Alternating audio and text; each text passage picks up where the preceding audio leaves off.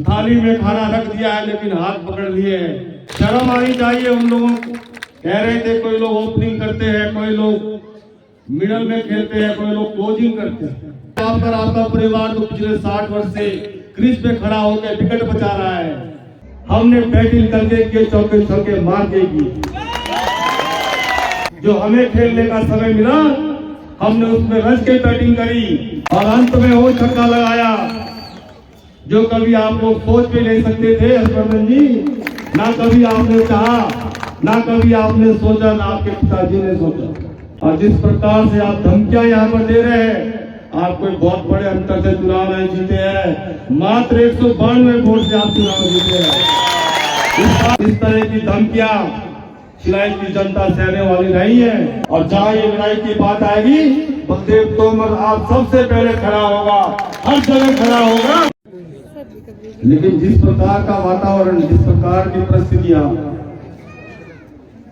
इस भीड़भाड़ क्षेत्र के अंदर पैदा की जा रही है, इसलिए आज पूरा आप लोगों के बीच में मुझे आना पड़ा है।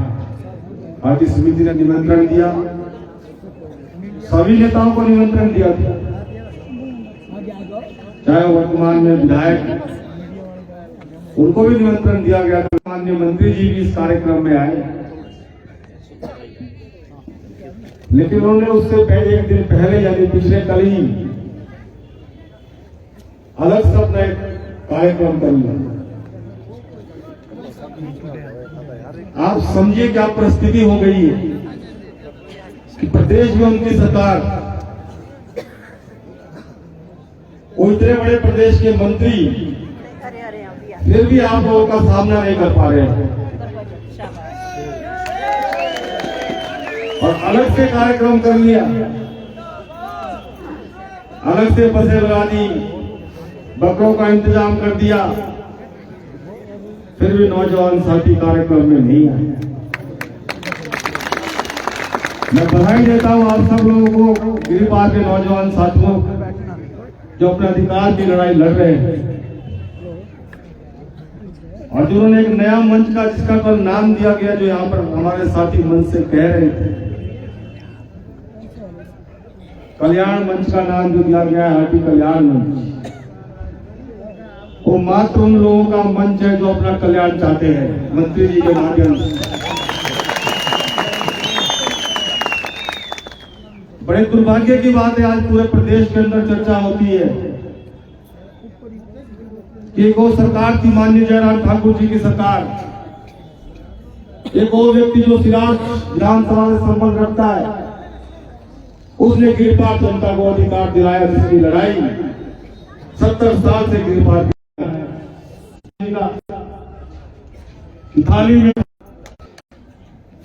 कल यहाँ पर वो बहुत कुछ कह रहे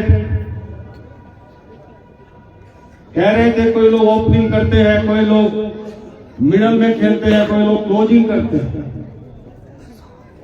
अच्छी बात, आप तो पिछले तिल्लोर में पीडीओ का ऑफिस खुला, शिलाई में डीएसपी का ऑफिस खुला, शिलाई में सिविल कोर्ट खुला, शिलाई में इलेक्ट्रिसिटी का डिवीजन खुला।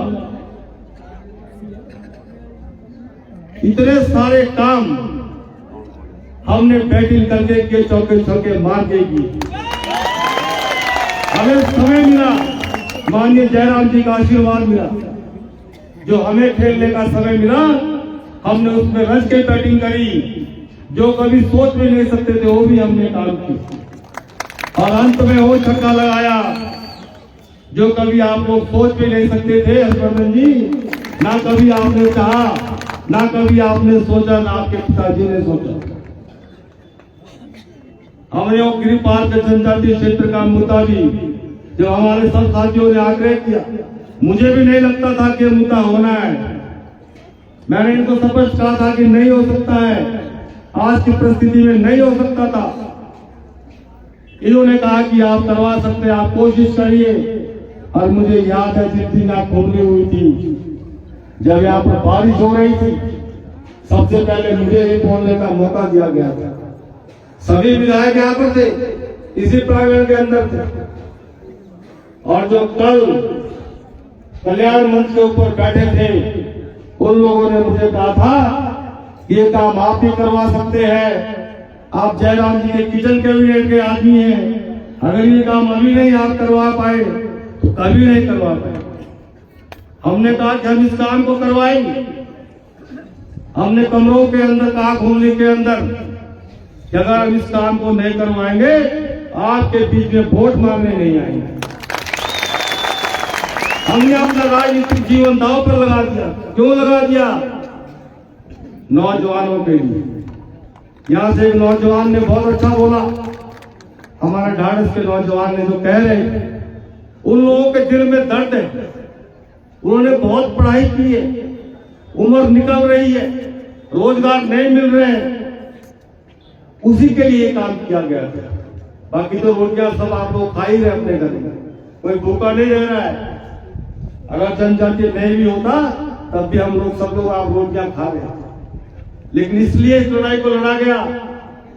कोई शास्त्री जी को आवश्यकता नहीं थी, डॉक्टर रामचंद्र जी को इतनी आवश्यकता नहीं थी।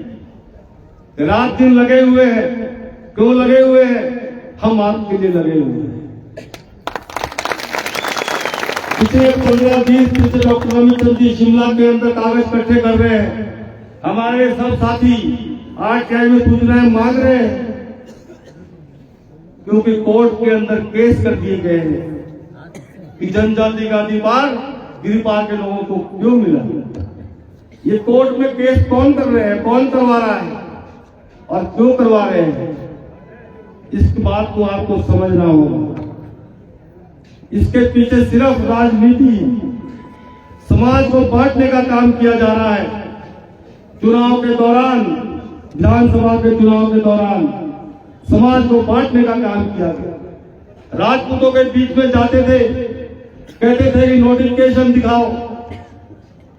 हमारे दलित समाज के बीच में जाते थे, वहां कहते थे कि आपका बहुत ज्यादा नुकसान हो जाएगा, आपको तो राजपूत लोग मार ही देंगे, आपके तो मर्डर हो जाएंगे, आपके तो कान निकाल लिए जाएंगे। ओबीसी समाज में जाते थे, वहां बोलते थे कि आपका तो आरक्षण 27% है, आपका आरक्षण कम हो जाएगा। माननीय हर्षवर्धन जी, आपको शिलाइट की जनता ने चुनकर विधानसभा में भेजा, और जिस प्रकार से आप धमकियां यहाँ पर दे रहे हैं, आप कोई बहुत बड़े अंतर से चुनाव नहीं जीते हैं। मात्र 192 वोट से आप चुनाव जीते हैं। इस बात को आपको ध्यान रखना चाहिए। और ये रेस्ट हाउस और रेस्ट हाउस का सरकार है, आप सबकी सरकार है, किसी भी पार्टी की सरकारें होती है, इस तरह की धमकियां शिलाइट की जनता सहने वाली नहीं है। आप जितने मर्जी केस करा दीजिए, ये आंदोलन कम नहीं होगा। इस आंदोलन के लिए आप सब लोगों ने 70 साल लड़ाई लड़ी है। मुझे तो बहुत दुख होता है, आपने पहले कुछ किया नहीं, करने के बाद आप लागू नहीं कर रहे। सभी वक्ताओं ने बता दिया है क्या क्या कमियां है, क्या कमियां नहीं थी। मान लिया उसमें कमियां थी। हमारे नौजवान साथी हाई कोर्ट के अंदर के, अगर उसमें कमियां होती तो माननीय उच्च न्यायालय ने क्यों उनको सर्टिफिकेट दिए? डीसी सिरमौर को आदेश दिए कोर्ट ने, इनको आज शाम 5 बजे तक सर्टिफिकेट दिए जाए, और उन नौजवानों को सर्टिफिकेट दिए गए। इससे साफ जाहिर होता है कि आपकी क्या मंशा है, आप क्या चाहते हैं कि शिराई का नौजवान, शिराई क्षेत्र के लोग फिर से जातिवादी में आपस में लड़े। ये कैसे विधायक हमारे क्षेत्र से तो धमकियां दे रहे हैं कि मैं रेस्ट हाउस बंद करा दूंगा, मैं यहाँ पर जनसभा नहीं होने दूंगा, परमिशन कैंसिल करा दूंगा। करा देते कैंसिल, फिर क्या था?